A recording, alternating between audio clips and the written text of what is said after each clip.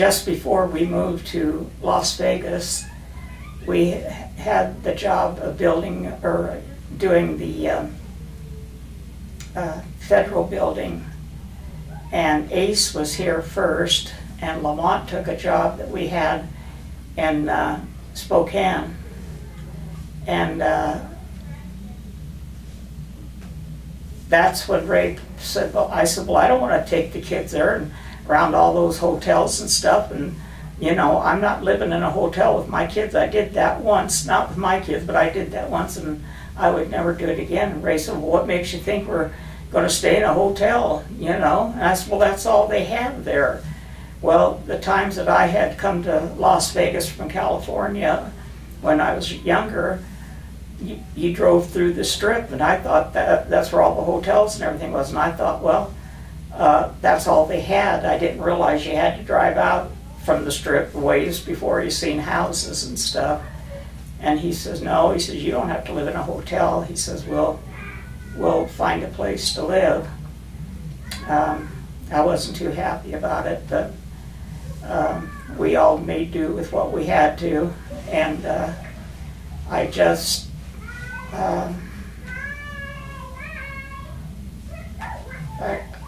I don't know, I was just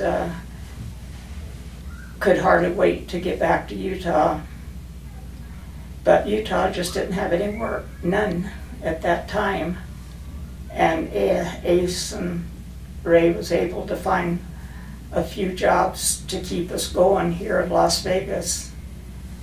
And then we kept getting work just a little bit, but we finally decided that we'd make Las Vegas our home. And so Ace and Karen lived here, and Dad and I, Grandma and Grandpa stayed in Orem so she could be near her doctor, and of course Lamont and Lou went to Spokane, and so that began our life to live here in Las Vegas. Kids were a little older by the time we got here. I think Ray was in either the 7th or 8th grade, and we got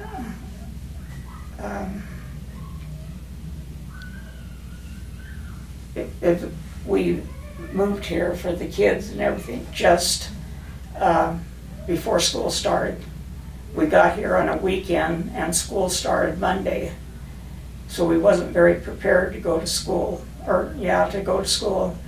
but it was kind of used that my son Ray, we only had one vehicle, and Ray had to take it to work, so the kids had to walk to school, and you could cut across a vacant field to get to the junior high school.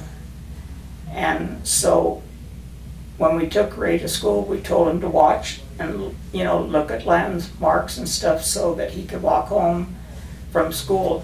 To me it seemed like it'd be very hard to get lost because you only had to make a couple turns. But somehow, some way, Ray got turned around, and all of our family was out looking for Ray. He had a cousin that was here visiting, and he had a real good sense of direction, and he went out looking as well. And Mike, Flo's son, found Ray, and he was way over where they have a sign, "You are now leaving Las Vegas." So it was probably 2 or 3 miles that he walked. And I was so upset and scared, and Ray came home and tried to help. But anyway, we found Ray and unharmed, and so we were thankful for that. The Lord has blessed our family so many times in so many ways that sometimes I think we don't realize our blessings because maybe they're not something big and spectacular, but that just little things seem to be there for us.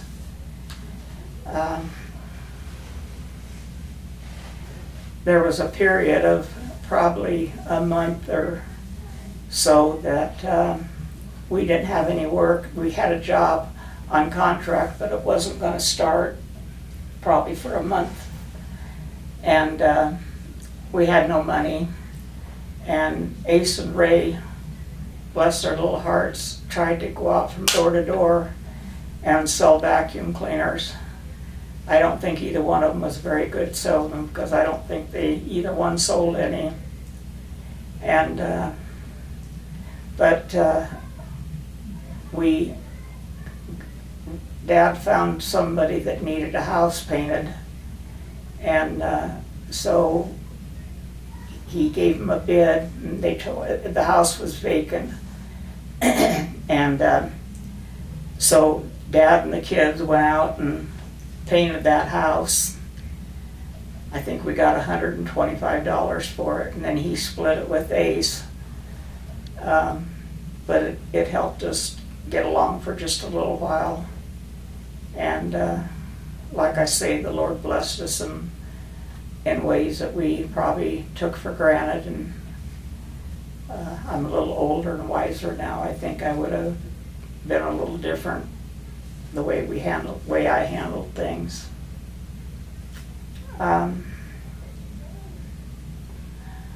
We lived in 2 houses in North Las Vegas when we first come. We lived on Judson. Hmm? Judson.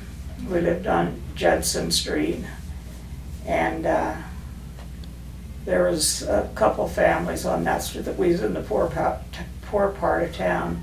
And there was a couple kids living there that just wasn't a good example for our kids, and they used to tease them quite a bit, and they'd end up fighting. And I just told Ray, I said, we got to try to find somewhere else.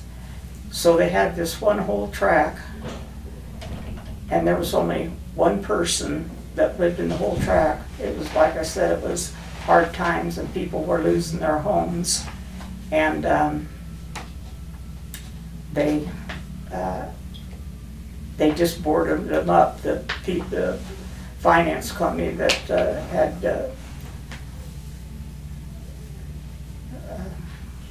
had financed it. It seemed kind of creepy with all those houses there and only have one neighbor, you know. He had an air conditioning company, and they were friendly enough and everything, but I just didn't like the house once again. But we had kind of an experience there. My son Brett